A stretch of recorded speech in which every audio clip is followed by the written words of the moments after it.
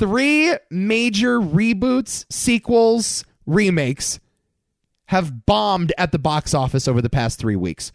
Have absolutely floundered in their debuts. 3 weeks ago, Terminator Dark Fate made a measly $29 million its opening weekend on a $185 million budget. The following week, the sequel to The Shining, Dr. Sleep, hit theaters. We talked about it on Movie Hopping last week. That made a putrid $14 million in its opening weekend. And then, just when you thought things couldn't get more dire, Charlie's Angels, the reboot of the classic television show and movie series from the early 2000s, $8 million at the box office. Swallowed alive by Ford versus Ferrari. This is bad news for the studio system, or at least it feels like bad news for the studio system. Very rarely do we see 3 concurrent bombs released in theaters over a 3-week span. It just doesn't happen all that much, especially bombs of this magnitude. You know, who knows how much Charlie's Angels and Terminator are going to make overseas, but domestically, this was a big investment for those studios. Again, $185 million poured into Terminator Dark Fate. $48 million poured into Charlie's Angels. Dr. Sleep, I assume, was a lesser budget, but still, The Shining, a very popular horror movie. Didn't make a ton of money in 1980, but since then has become not just a cult classic, but a full-fledged horror classic, right? This was not supposed to happen. This did not go to plan. And the narrative I've seen most commonly online, if I'm interpreting it correctly, is, I wonder if audiences are worn down by reboot culture. I wonder if audiences have had their fill of franchise films, if they've had their fill of sequels, reboots, and remakes.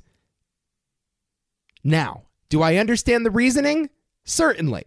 And if I were searching for a narrative, this seems to be the most convenient. But I would remind you about the nature of small sample sizes, and I would also remind you of the 2019 box office beginning in January. Let's look at the top 10 list. Top 10 domestic box office performers from 2019. 1 to 10. Here we go. Avengers Endgame, the mother of all franchise films, ended a, 22 film series in the Marvel Cinematic Universe? Number 2, The Lion King, live action reboot of a beloved cartoon. Toy Story 4, Toy Story sequel. People love those movies. Captain Marvel, based on a comic book, part of the Marvel Cinematic Universe. Spider-Man Far From Home, ditto. Aladdin, another Disney remake. Joker, edgy, violent, R-rated, still a fucking Batman movie. It Chapter 2, sequel to a Stephen King movie from 2 years ago. Us, finally, an original movie. No sequel, no remake, no reboot, but kind of a spiritual successor to Get Out, which was a very good box office performer. Jordan Peele directs. And Fast and Furious presents Hobbs and Shaw. And we know the story there. That's one movie in the top 10 not ripped from intellectual property. One. And if you continue down to 20, here's another pattern. John Wick 3, How to Train Your Dragon 3, The Secret Life of Pets 2, Pokemon, Detective Pikachu, Once Upon a Time in Hollywood, another original film, Shazam, Aquaman, Dumbo, Glass, Godzilla King of the Monsters. 2 movies in the top 20. Wholly original. Written for the screen, not borrowing from any other source material. 2. And they're directed by 2 of the most bankable directors in Hollywood, Jordan Peele, Quentin Tarantino. I don't buy that people are tired of franchise movies. I don't buy it. I don't buy that there's franchise fatigue. I don't buy that American filmgoers aren't hungry for sequels and remakes. What I do buy is that America is not hungry for a sequel or remake to The Shining, Charlie's Angels, or Terminator. That's what I'll buy. People may not be sick of franchise films, but they're sick of these franchise films. And this is hardly surprising, right? The Shining, again, popular movie, came out 40 years ago. And that trailer did not look like The Shining in any way, shape, or form. And I saw the movie, and one of my problems with the movie was it didn't look like The Shining in any way, shape, or form. That's a sequel from a guy that hated the original installment. Stephen King wrote Dr. Sleep as an FU to Stanley Kubrick. So that's hardly surprising. Charlie's Angels was popular on TV, I guess. It's been remade countless times. Those original films in the early 2000s made some money. There were 2 of them, right? But again, they starred famous people. Cameron Diaz, Lucy Liu. Wasn't Bernie Mac in them too? Charlie's Angels. Yeah, Drew Barrymore.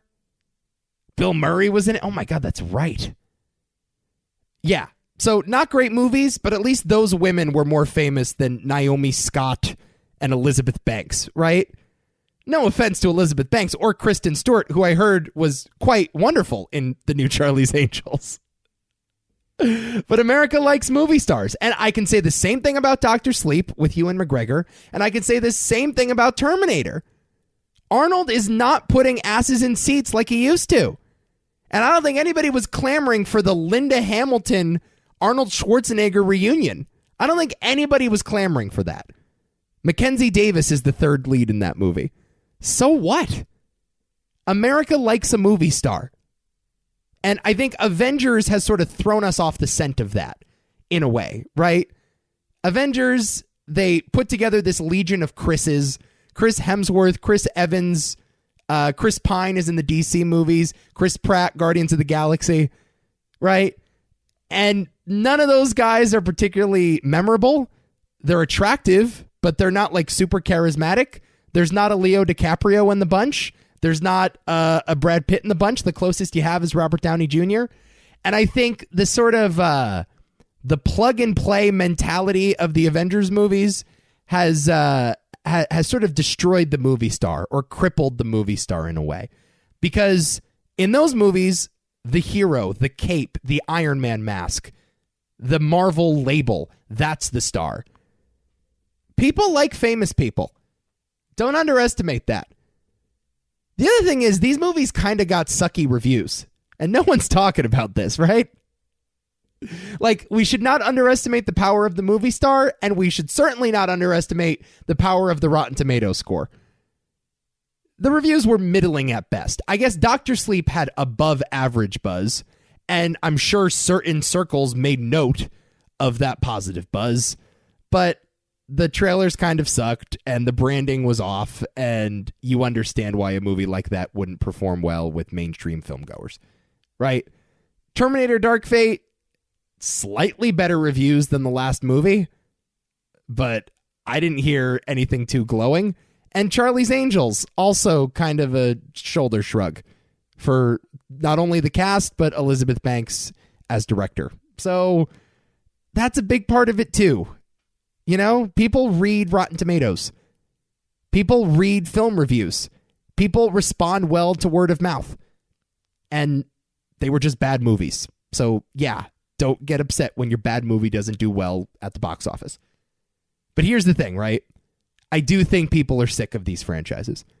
I think Charlie's Angels has been done to death. Didn't we just get like a TV show 3 to 4 years ago? It's been done in multiple mediums, and I don't think anybody has been clamoring for a new take on this universe. Same thing with Terminator. Enough. Stop beating the dead horse. These movies do well overseas. They don't do well in America anymore. They didn't do well when Christian Bale was in the lead. They didn't do well past T2. This is a tired franchise with a tired star in its lead. Maybe if you took Arnold out of it, who, by the way, looks so old. I mean, he looks great, but I just don't get he's a robot, but he has gray hair. He's a robot, but he's aged 40 years. I don't know what the explanation is in the movie, but like, you know, let's bring someone young in. Let's try something new. If you really believe this intellectual property has the juice, maybe let's not do it with Arnold in the lead. And The Shining, we can leave that alone as well. This is going to be a challenge for Hollywood going forward, because eventually this is going to happen to Star Wars. Eventually this is going to happen to Marvel. Eventually this is going to happen to Batman. Eventually this is going to happen to Fast and Furious. We need new intellectual property. I understand this has been a necessary evolution for the film industry. This has been a process of natural selection. You either adapt or die. And audiences have voted with their wallets, and they want more franchise movies. But we seem to be forgetting one thing, and that is in 1977, Star Wars was an original movie. In 1995, Toy Story was an original movie. You can't have a franchise without the initial idea. And I just feel like we haven't replenished the farm system in a long ass time. What was the last major franchise that's totally original in, let's say, the last 10 years? John Wick? Something animated? Secret Life of Pets? Despicable Me? Frozen? I mean, what was the truly, great, bankable, original franchise from the 2010s? I don't think there is one.